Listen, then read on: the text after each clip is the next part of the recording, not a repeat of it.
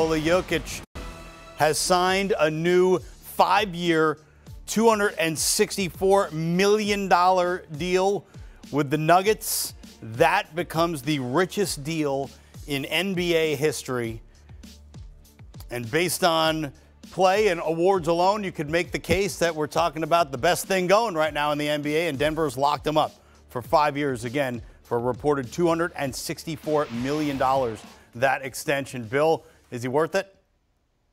Yeah, to quote Rounders, which I know is an old school film, but it's excellent, pay that man his money. I mean, he is worth every single dollar. And we know, guys, and we're certainly going to see over the next few days, that a lot of players who are not at this level will get whatever max deal they're entitled to. And the fact that Nikola Jokic is entitled to and got the max amount of money absolutely makes sense. I'm with you on every level. He's a top, you put him at 2, put him 5, put him 7, whatever it is. He's a top player in the NBA. He's an MVP for a reason. He's good enough to carry a team deep in the postseason. He deserves the money. It's good news for him. It's good news for a Nuggets organization that wants him under contract every year that's possible. This is good news all the way around for everybody involved. Yeah, I'm excited, especially as a former player. When a guy can maximize his potential and sign this type of a contract, you're always excited.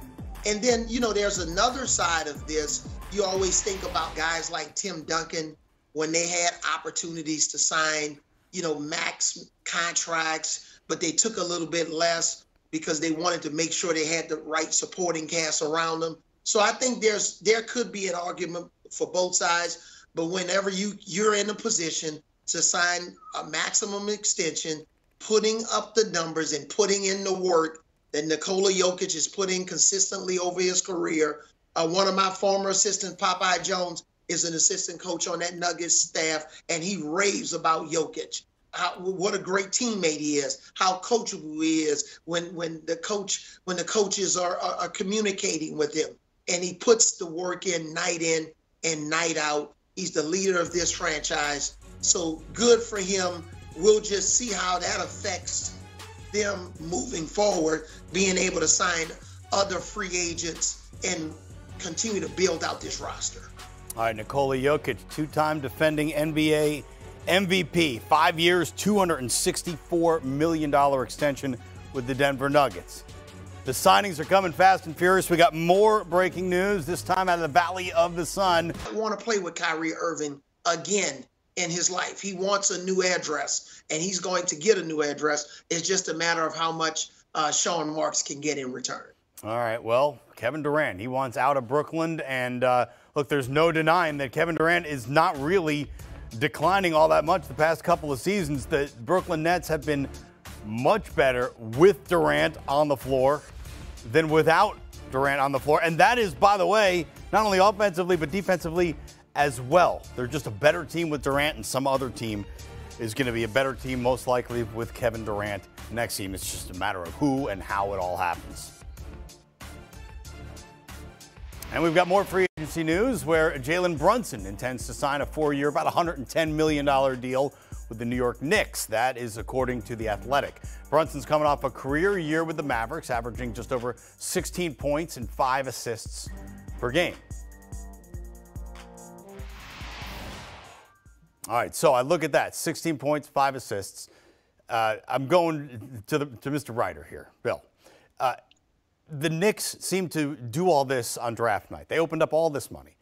And I'm not an expert in all this, but it seems like for a guy who averaged 16 points and 5 assists per game, was it worth it?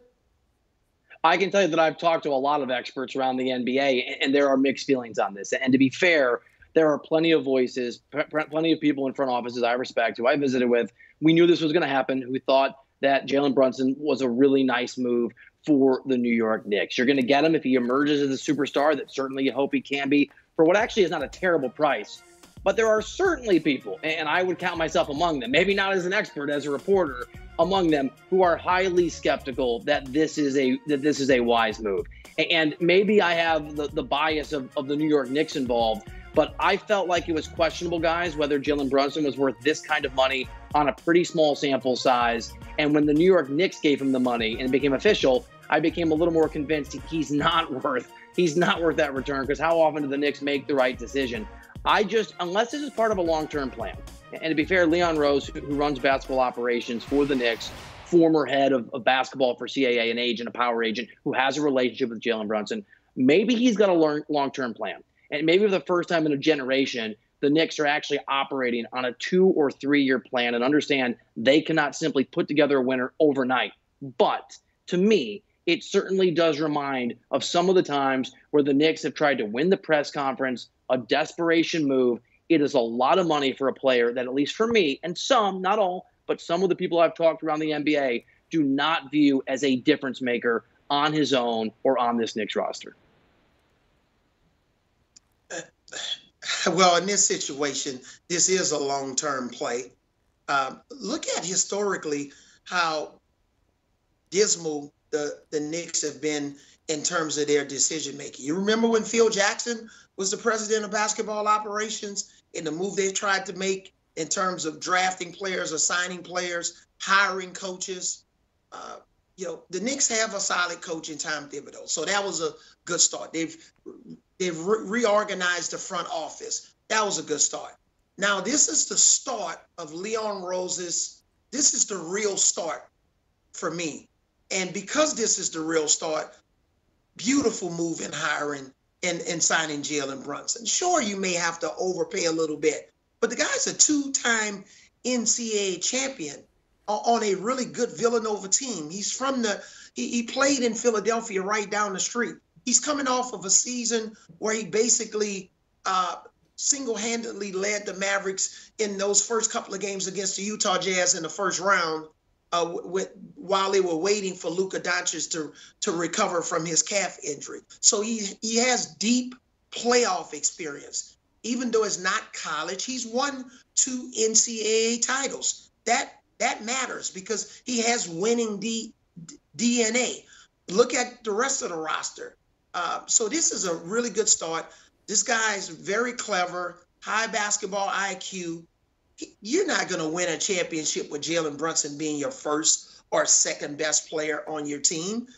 But as you continue to re-energize your franchise and change your culture, he eventually is going to be your third or fourth best player on your team. But you got to start somewhere. If the Knicks, if they don't make this move and they draft younger players in this year's draft, they're not going to draft anybody that's halfway as good as Jalen Brunson. So I really like this move. It's more of a move for their 3 to 5 year plan, and this is a great way to start your plan. All right, very interesting because Brunson is the #1 guy the Knicks went after in this offseason.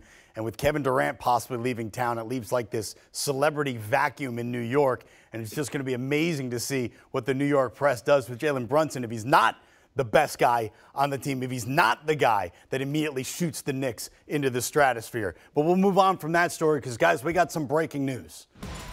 Grizzlies big man Jaren Jackson Jr. underwent surgery to repair a stress fracture in his right foot today. Memphis announced